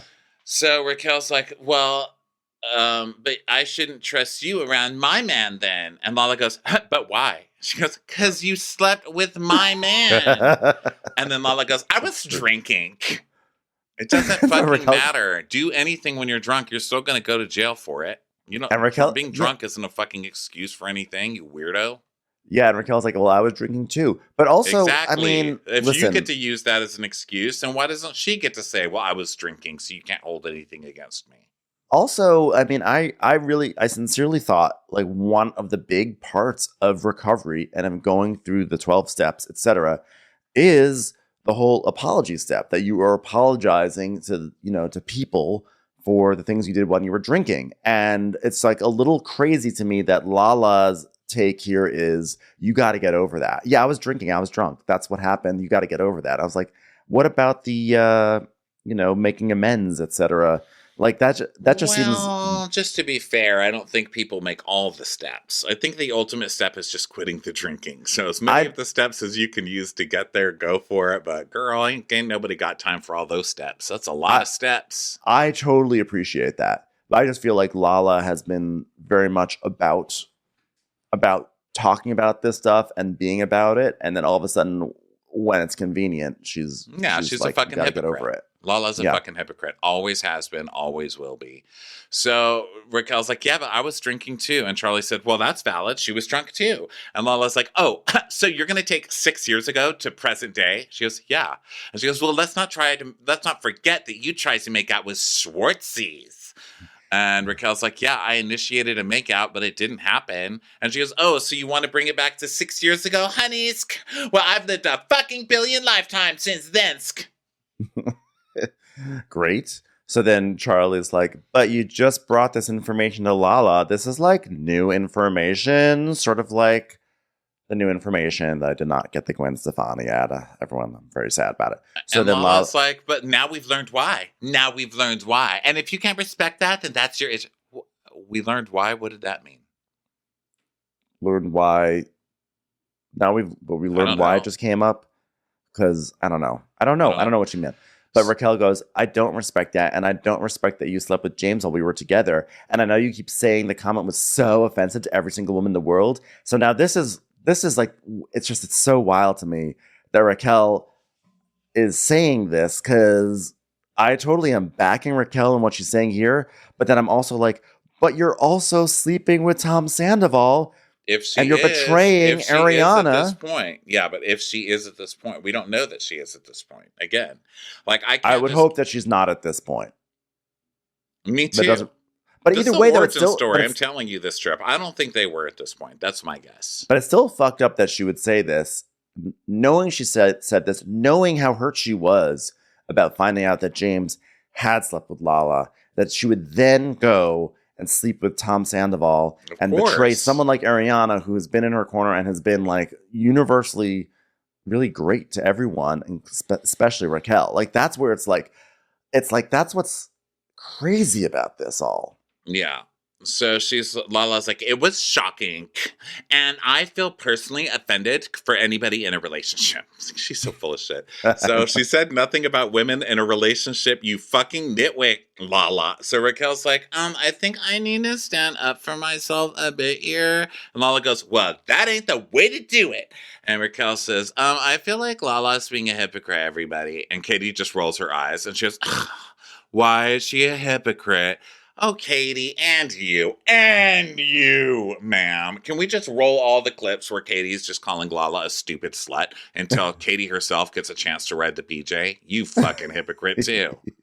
So Raquel was like, she was shamed for sleeping with a guy who, to your knowledge, was separated. So Raquel's like, oh, okay, you want to keep coming at me for this. I'm going to go all the way back to the Randall stuff. And Lala goes, what are you getting at with this? What are you getting at? And Raquel goes, you slept with a married man, Lala, okay? Like, that's how you're being hypocritical. And Katie goes, and you tried to make out with a still married man who I've been trying to leave. Who I'm currently having a party out of town to celebrate divorcing. Like, are you listening to yourself? Okay. And trying to make out with somebody is different than fucking a married man with children. Okay. For a Range Rover and roles in terrible B-list Al Pacino movies. No offense, Al. Okay. No, it's not your fault. And congrats on still working. The point is, shut up, Katie. So Raquel's like, I entertained the idea. That's all. And Katie goes, shut your mouth. And Katie goes, I'm trying to move past some shit that you did, Raquel. And I've been very, very, very gracious to you by inviting you on this extremely exciting girls trip, but I don't have to be. I could literally light your ass on fire for what you've done. I'm not divorced from this man. Yeah, Katie is so about the rules, yet she's had nothing to say to Lala for sleeping with a married man or sleeping with James, which is a fairly new revelation. She didn't care about that. She's like, fuck it. It's like, what did Raquel just deserve it, but you didn't? Like, why is it okay for some people? Well, why can you be best friends with someone who did that, but you have a major...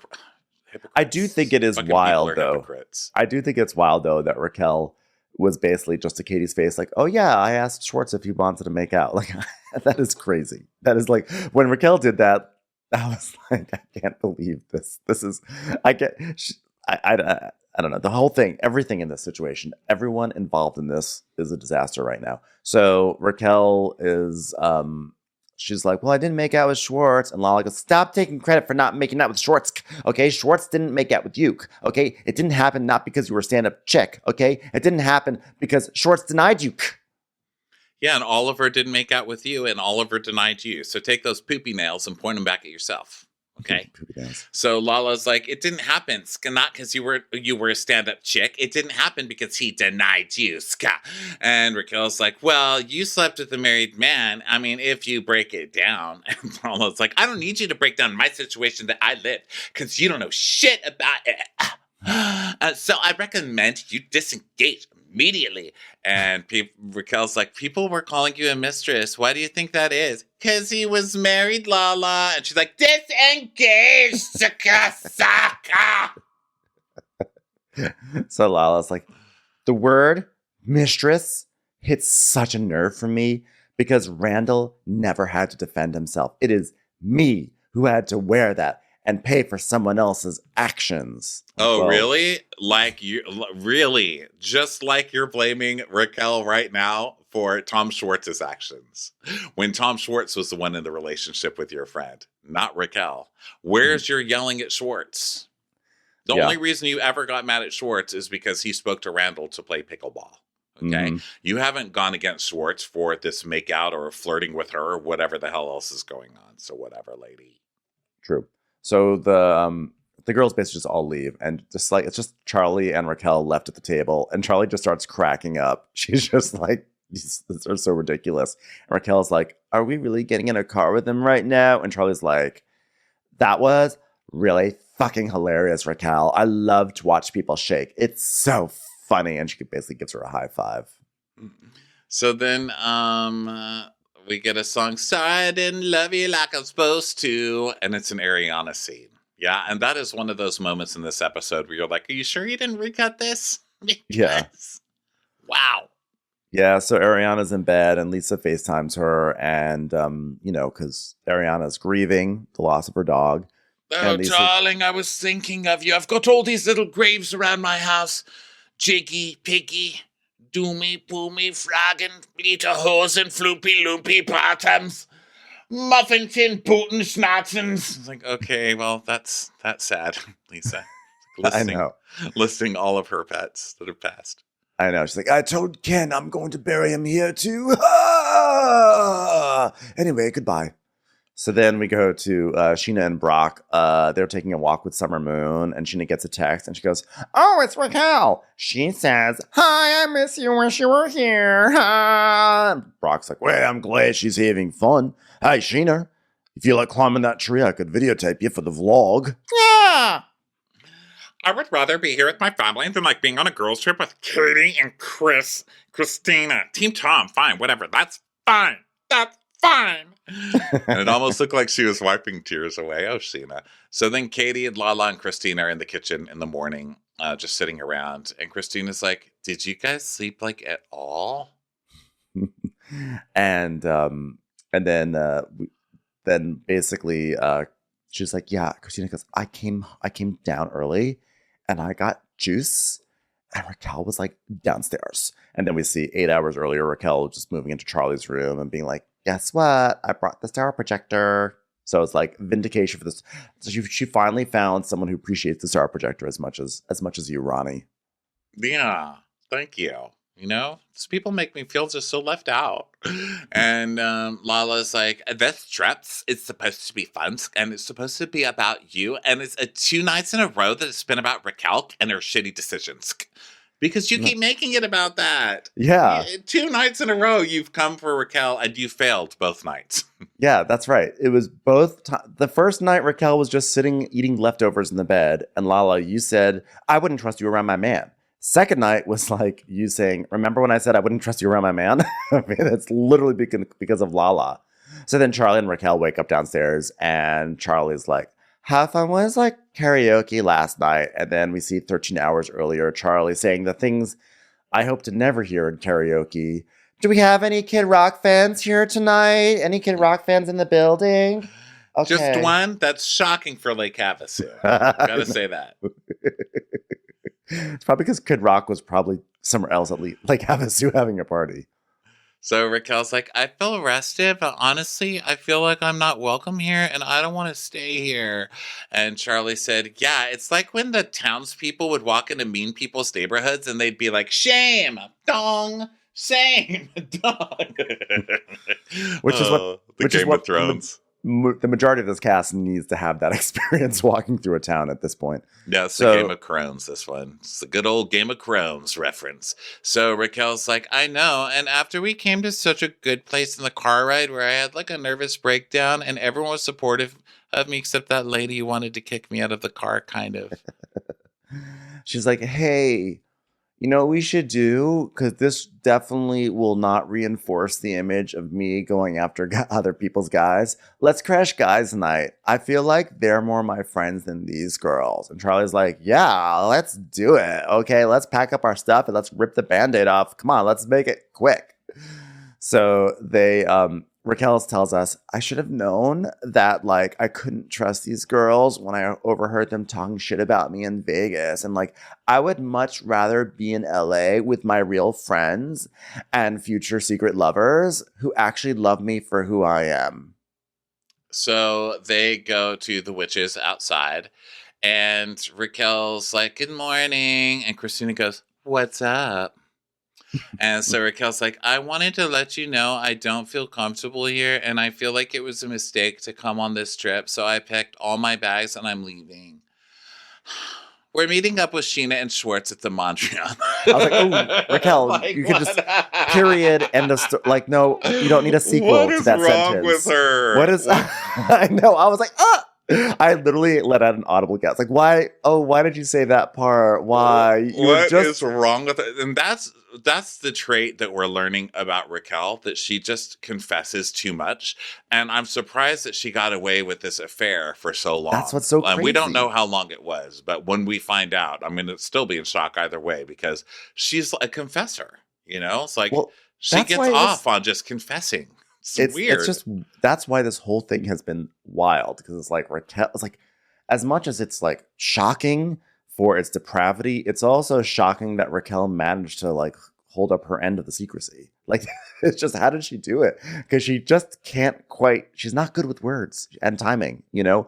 And also, it's just like, why did you say that? Like, you're here defending yourself against accusations that you go after other people's men, and then you say, guys, I don't feel comfortable here, so I'm going to go hang out with your men. You know, well, it was like worth it to see Katie's face, because Katie's face was mortified, right? I think I took it as kind of her being like, when she talked about trying to make out with Tom or whatever, it's almost like, I'm admitting it, so you can't tell me that I was sneaking around later or something. Because I guess she knew she would get in trouble for that. So she's just saying right now, like, we're going to beat Sheena and Schwartz at the Mondrian, right? So then Katie pulls that face. I died. I had to like rewind it and then keep it on pause. I was laughing so hard. And then Christina goes, that makes sense. And Charlie goes, what do you mean that makes sense, lip balm? Okay, she's not going over there to fuck Tom. And Christina goes, well, at this point, and Lala goes, yeah, we all know how she is when she drinks. So Charlie's like, I'm surprised Christina Kelly had something to say without Kitty's dick in her mouth. I was like, whoa, Charlie. Okay, come on. Let's chill out now, Charlie. True, though. Christina just came on here to kiss kiss Katie's ass, you know? It's like Katie's the fill-in Stassi for Christina. So she's like, whatever you want to say, Katie, I'll say it, Katie. You know, and then putting on her lip balm and shit. And so Lala goes, well, I think it's good that you leave. And Raquel goes, Lala. She goes, yeah, you gave me the green light to go ahead with Oliver. She goes, it's not even about Oliver. It's about you calling me a mistress again. You were a mistress twice that we know of. So then this is what's wild. Raquel, during this entire thing, Raquel has this like blank expression, which is kind of that's her like default. No, this was serious. This was a serious expression. But she's just sort of is like her head is kind of tilted, her eyes are wide, and she goes, well, I think you're just a little bit angry because Oliver did choose me over you. And like at the end of the day, if he wanted to take you out on the dance floor, he could have done that. It's like, whoa, the way she just like reads her in this like monotone, empty, vapid way. It's just like crazy. I cheered, you know, and listen, I already know you guys hate me. Okay. I'm prepared for you guys to hate me, but I cheered in this moment because no matter what this girl does later, Lala deserved that, you know? And Lala just sits there like looking around, not knowing what to say. And that is now the third time on the trip that they've tried coming for her, that somehow Raquel wins. She keeps winning. And listen, as a fan of Vanderpump Rules, you've got to see when the witches get beat like that. There's nothing, it just feels good. It feels good. I agree. So no matter what she did in this episode, before she committed any crimes that I know of, she won this one. A broken clock is right Raquel. 2 times a day. Fuck you, new Raquel. Fuck you, present Raquel. But congratulations, past Raquel. Okay? Yes. Yeah. And that's why the show is wild. And that's why this is such in the season 1, season 2 space. Because like the moral conflicts that I'm having watching this show and like who I find myself rooting for versus who in real life I'm rooting for. I don't. It's very hard to reconcile, but that is the fun of Vanderpump Rules. And we've been wrong so many times on this show. This is one of those where you really don't know what's going to happen a lot of the times. Most of these shows are so predictable, but this one has shocked me so many times. Like the Kristen and Jack stuff, I remember just being completely shocked. Yeah, I thought that was all. I thought that was just Stassi. Whatever. I will say the other thing that we really haven't talked about, that regardless of what side we're on with all this, the amount of foreshadowing for what later comes out is like through the roof in this episode. It is really so crazy, you know? So then they basically, Charlie and Raquel walk out and Charlie's like, lip balm girl, don't bring her anywhere with her dry ass hair. I'm like, okay, Charlie. I like when they leave, they close the sliding glass door and Lala's like literally sitting there, as the kids would say, gagging. She's got. And so they leave and they close the sliding glass door and Raquel double flips them off and she's like, stupid! And then they leave. And then Christina's like, I'm sorry. Charlie had so much to do with this. Like, Katie, I think you need to reevaluate that friendship. Which is funny to think that Katie is really friends with Charlie. Katie is not friends with anybody, Christina. That's the point. She has no friends. She's got this, what do you call it when two people team up? She's got an ally in Lala, but I doubt those two are literally calling each other every day and enjoying each other's company. You know, I could be wrong, but yeah. Mm-hmm. So, Lala's like, yeah, and I know she's your girl, Katie, but like she gives really bad advice. Those are two really low vibration human beings. So, on a show where like, I don't know what an example is of something that has low vibrations, but this show is the lowest vibrations. So Katie, they have this moment where Christina's like, guys, let's try to have fun. And Lala goes, I don't even need to try. I'm like totally having fun. Oliver totally chose me in the first place. And Christina's like, well, we're going to go on a boat and then we're going to have a bomb ass day. And I was like, oh my God, that is so like a mom saying that. I know. Guys, the lake is going to be bomb.com. Yeah, let's be Audi 5000 with this dusty old Airbnb so we can have a bomb ass day in this beautiful overcast Lake Havasu skies. It's going to be lit. So then they go to the lake and Katie arrives in her Stevie Nicks poncho thing. And Kristen is in a white pantsuit. What a wreck of a girl's trip this is. It cannot be stressed enough. Okay. So then Christina gets there and she goes, "This is sick." They have like a little sort of like pontoon, like a rented pontoon in a small dock slip. They're like right next to some random guys having a birthday party or whatever. And so they're just like drinking. The sun's not out. They're just jumping in the lake water. And Lala goes, "Lauren from Utah knows exactly how to go to a lake party like this. I'm going to show these bitches what's up." And they just like, they jump in the water. So, whoa. She goes, "Whoa, there's boys. Do we like this?" And Katie goes, "Yeah." It's hilarious. It just was like, and then very they start sad. like talking to this group of homely guys that's next to them. And Lala's like, "Hey, are you guys celebrating someone's birthday?" And they're like, "My homeboy's getting married." And she goes, "And this homegirl's getting divorced." And so they all cheer. And that's all they get is this like weird bachelor party of wasted dudes next to them.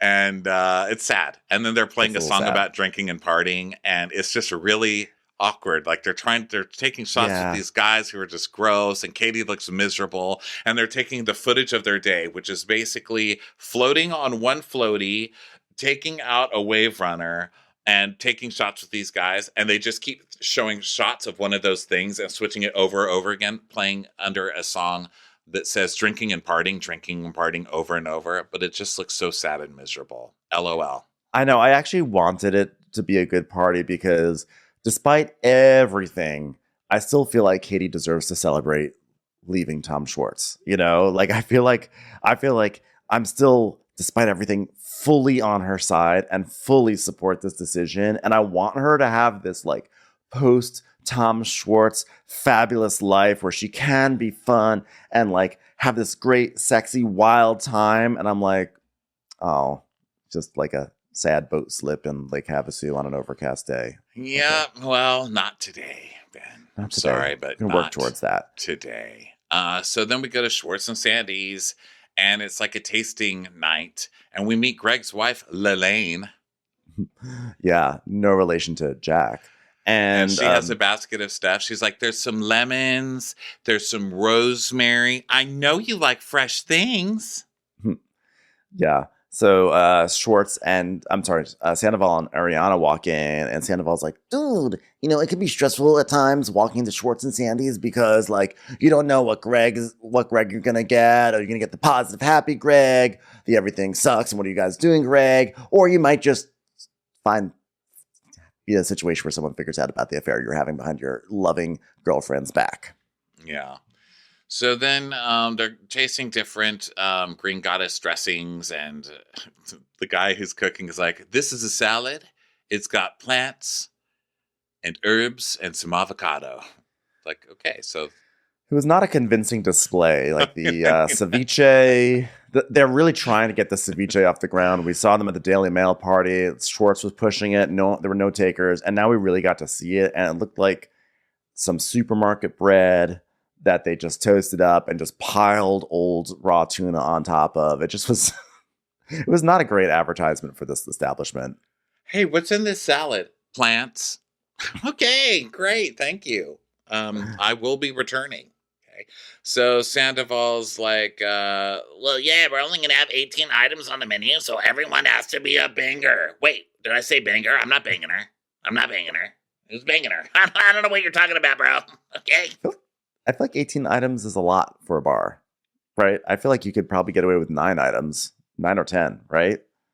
3 or 4 smalls. Well, appetizers, entrees, desserts. So But it's now like a 6 now of like a each. restaurant. I feel like yeah. Yeah, it's a restaurant. So I think they should just keep it as a bar. That's where they're going wrong. But I don't know. I'm not in this industry. So anyway, whatever. I'm never going to that place. So now we go back to Lake Havasu, and Lala and Unless Ariana realizes that since her name was on that lease, that's half of her restaurant, and she goes in there and convinces Greg that she's the better partner and gets rid of Tom Sandoval. That's Is my that- advice to her. is You that now doable? have equity in this restaurant. Well, she's in a common law marriage with this guy, so she owns half of what he has, and he used her home to put up to pay for this restaurant. So I would say that there could be an argument, if you get a good enough lawyer, that you own part of that restaurant. You put up the money and part of that restaurant's yours.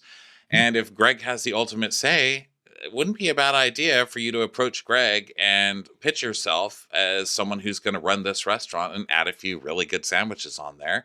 Greg's pissed off about all of this Scandival shit, so maybe he could, rework the publicity and make it Mama's. Like I saw someone online suggesting the name Mama's. I didn't come up with that, but Maloney's and Maddox. Maloney and Maddox, Mama's. Wow. Do it. Mama's. Steal the name from the internet like I just did and go get that restaurant back. Okay, that's the ending I need to this story. Yeah. Well, I guess we'll see. So then we're back in Lake Havasu, and Lala and Christina they bring Katie to the backyard because they've put up the the Schwartz pinata. So Katie starts hitting it, starts wailing at it, and decapitates it, and tequila falls out, and condoms and a vibrator. And Katie tells us, this is, dreams do come true. I've always wanted to beat the shit out of Schwartz. I'm like, well, I'm sure a lot of other people have too. So, and then I just want to know if the opposite of this had happened, the fallout. If Tom Schwartz had a divorce party and they had a doll in a Stevie Nicks cover up, come out that Tom beat the shit out of and cheered divorcing Katie, it would be World War III over there. Okay. Oh yeah, it would be a disaster. It would not go well. Yeah. So, and then she's like, you know what's so fucked up? He probably would love this, which is so annoying, it's probably true. Of course, Tom Schwartz would ruin the pinata moment. So Lala is like, I know right now you're not looking for relationships, but when you do think, when do you think that time comes? What wouldn't you want? And basically Katie's like, I just want someone who likes me and appreciates me and supports me and listens to me and actually wants to be with me rather than hanging out with a bunch of LED lights and Tom Sandoval. I just want someone who wants to answer my questions, Yeah, and you deserve that, actually, ma'am. She does. Okay. So then Lala's like, you're still not crank. So I know. Cool and okay, but are there moments you miss with Tomsk? And she's like, yeah, I miss a lot of things. Of course I do. And Christina's like, yeah, 12 years is a long time. And then boom, it's dead. Nothing left. Gone forever. Wow. Hope there's an afterlife. And Katie's like, he was my best friend, but I did something more. And Christina's like, yeah, because you're losing a best friend as well as a husband. Hey, and that's should we just play your as wedding hard. song? Should we play your wedding song? We can play it 3 times in a row. Hey, I brought the wedding video. Do you want to watch it again? She's like, I'm gonna get a dish towel with the saying on it, since it is Wednesday, and we can all stand together at sunset. Remember how Katie lost so much on this day. And Katie's crying, and she goes, yeah, and it's not easy, and that's why I tell people to be supportive and not get involved. Anyway, I don't want to bring this down. It was never up, okay? It was never up, ma'am. So now we go over to Sky Bar. And now we have Schwartz and Sandy, Matt, the bartender who drank on the job, and Brett is still traumatized. He's walking around the Sky Bar look at all the things they do right, and look at all the things we still have to do. And Schwartz is like, guys, this is not a divorce party, dude. It's a divorce get together. And then Matt. This is the trait we've learned that Matt has. He laughs too hard at everything to fit in. He's like, ha ha ha, bro! Ha ha ha ha! Yes! Yes, that was good! Matt, calm down, Matt. Okay? It's a little aside joke, Matt. Yeah. So he really is trying hard to make his mark here, He's like, really... to the Schwarzenator! And Schwartz is like, oh, well, that's funny. No one's ever called me that, but that's new. We could use it. Guys, let's use Schwarzenator just to make Matt feel welcome. Okay, guys? If Katie were here, she'd be like, ew, yeah. And Gina's like, well, she's not. She's in Havasu with 2 people. Do you know that the two of them ended up leaving Havasu? It's like, Katie doesn't have any friends. She's got 2 girls on a divorce trip, and Schwartz has 10 guys here rallying for him. This is a party. Katie sounds just like a sad get-together. It's like enchilada-free zone. Warning. It's like a bunch of tortillas with nothing in the middle. So then uh, James is like, well, Lala called me this morning, and she was like, I had to give it to your ex last night. Like, yeah, everyone. Because honestly, it does not surprise me that this trip was a complete shit disaster. I feel like Lala has been very nice to Raquel, but she doesn't like Raquel. And if Raquel does one thing that oversteps the alpha, it's gonna be like, rah, rah, rah, rah, rah, rah, stupid fat, stupid bitches. He's like, ugh. So then James goes, Raquel and Lala is like balsamic vinegar and olive oil. Huh? And everyone just kind of looks around at each other. And it's, guys, you're from the restaurant industry. You know what I mean? Like, you're trying to sell the fact that you're from the restaurant industry. Make an effort. Okay. Yeah, seriously. So then back to Havasu. Now the girls go to a place called BJ's Cabana Bar. And there's like someone dressed like a horse on the dance floor, and it's just like a cowboy bar, And so Lala's like, we are not in LA's anymore, okay? This is America. So they're all cheersing and looking for some cute boys, and it's just like a bunch of like strange middle-aged men dancing on the dance floor, waiting for Kid Rock to show up. They did find some really odd men to be on this episode. Wow. It's true. So Christina does her love you guys. This is going to be a real good ending to this trip. I feel it, guys. So does anybody see any cute boys? And Katie's like, ew, no, not even one. What about that one with like mohawk spikes in his 50s?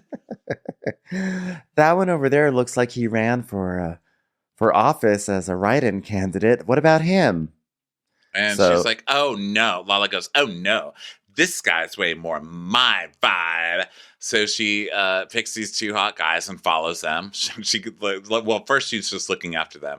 And Katie goes, oh my God, Lala, bucket hat? Right? I knew it, Lala, bucket hat. Yeah, I'm tingling in all the right places. The vagina is leading the pack because no one's touched my vagina. My vagina's horny and it's wet and it's been wet and it wants the wet vaginas. Find hot guys because that's what my vagina is going to do. It's going to snatch you all up because my vagina is ready for it. It's like, okay, sure. So Lala's like, hey, so like, where I have to know, like, where are you guys from? Okay, because I'm from LA. And they're like, oh yeah, we're from LA too. I was like, I knew it. Come to our table, okay? Not to be like high school or anything, but like, this is a cool table. So the guys sit down and then they're just like talking. And the bucket hat guy who's like really hot, he's like, yeah, I live in Palm Springs. Oh, yeah? You ever come to, like, West Hollywood? He goes, yeah, I go to the Abbey a lot. I was like, Poor Lala. Lala just strikes out every single time. Barking up the wrong tree. Lala cannot. She's just striking out every single time. Palm Springs goes to the Abbey a lot. Hello, and she doesn't even get it. She's like, "Oh my God, you guys! He makes me so nervous." And he's like, "You're like a young Meryl Streep." Oh my God, we have so much chemistry. So now we go back to guys' night, and Sheena's like, I don't want to get too sauced because, like, I don't want to turn in. Oh no, this is Schwartz. He goes, I don't want to get too sauced because I don't want to turn into the Schwarzenator. That was for you, Matt. You're And part Matt's of the like, group now. Yes, I invented that. Schwarzenegger. I invented that. So, so then Charlie and Raquel, they show up, and everyone's like, oh, and everyone's like, oh, dude, oh shit, oh my God, I can't believe they're here. Whoa, why do I have an erection right now? And James starts playing with his hair. He's like, oh my God, Ali's gonna kill me. And he's like, well, I guess guys' night means nothing. And so Raquel scoots in next to Schwartz, and the music gets like hillsy, like from the hills. It gets like very Laguna Beach. Mm-hmm. And then everybody's moving in slow motion. And then it ends. To be continued. TBCY. What a disaster. What a shit show. What a shit show. It was wild. So yeah, according to that podcast we talked about earlier, this is the night that it all started to go down. Yeah. So we'll see. But we shall see. Anyway, thanks for listening and watching. Vent your rage at us at the show, whoever you want to vent it at. Come join us on Instagram and Patreon, etc. And then also keep your rage for Denver, because we'll be doing the show in Denver next week. So we'll see you then, and we'll catch you on the next episode, everyone. Bye. Bye. Watch What Crappens would like to thank its premium sponsors. Ain't no thing like Allison King. Ashley Savoni, she don't take no baloney. Christy Wowardy Dowardy. Dana C. Dana Do. She's not just a Sheila, she's a Daniela. Itchels. Aaron McNicholas. She don't miss no trickolas. Hava Nagila Weber. Jamie. She has no last namey. Sipped some scotch with Jessica Trotch. She's always supplying. It's Kelly Ryan. Kristen the Piston Anderson. You're never alone with Lacey Monteleone. Let's give a kisserino to Lisa Lino. Megan Berg, you can't have a burger without the Berg. Sarah Greenwood, she only uses her power for good. Can't stop fanning over Tina Manning. The Bay Area Betches. Betches. And our super premium sponsors. Somebody get us 10 cc's of Betsy MD. We're taking the gold with Brenda Silva. Let's get real with Caitlin O'Neill. Don't get salty with Christine Pepper. Better do what she says. It's Elva Enriquez. Can't have a meal without the Emily Sides. Undo your fasteners. It's Aaron Kastner. Nobody holds a candle to Jamie Kendall. She's not harsh. She's Jill Hirsch. We will, Joanna Rockland you. My favorite Murdo, Karen McMurdo. We love him madly, it's Kyle Pod Shadley. Let's go on a bender with Lauren Fender. She's a good hobby. It's Lauren Hobgood. We want to hang with Liz Lang. The incredible edible Matthews sisters. Nancy Cease and Desisto. Give him hell, Miss Noel. She's the queen bee. It's Sarah Lemke. Shannon, out of a cannon, Anthony. Let's take off with Tamla Plain. She ain't no shrinking Violet Kuchar.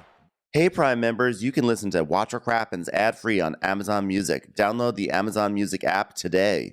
Or you can listen ad-free with Wondery Plus in Apple Podcasts. Before you go, tell us about yourself by completing a short survey at Wondery.com/survey.